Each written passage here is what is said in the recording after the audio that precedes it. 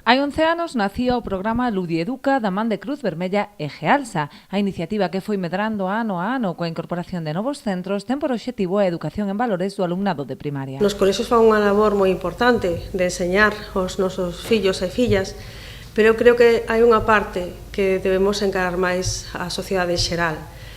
E, na miña opinión, o programa Ludieduca ven a ser un pequeno paso nesa outra formación en valores, nesa outra educación que os nosos xoves necesitan. Tratamos de inculcar esos valores que creemos que a sociedade tanto necesita.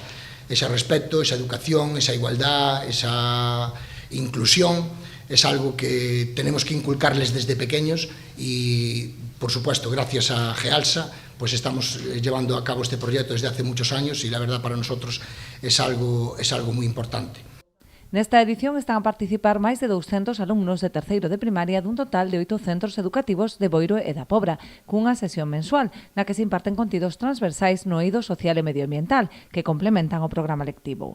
Nosotros comenzamos en este proyecto, lo conocíamos a través de Boiro, de Santa Baia, que teníamos profesorado que ahora está en nuestro centro, y nos pareció un proyecto que trabajar en valores, todos temas que en aquel momento eran transversales, que ahora además tratan todo tipo de competencias, no solo las matemáticas o la lengua, pero que se trabaja también todo en este tipo de materias, nos pareció un proyecto moi bueno.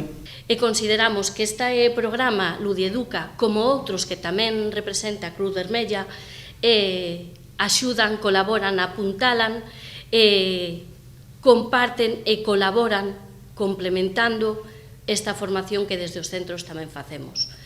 A principal novidade nesta edición é a incorporación dunha nova temática relacionada co uso e abuso das novas tecnoloxías. Que detectamos que teñen un uso incontrolado de esas novas tecnoloxías e entonces pouco a pouco o que facemos é vamos modificando os obxectivos e incorporando temáticas novas.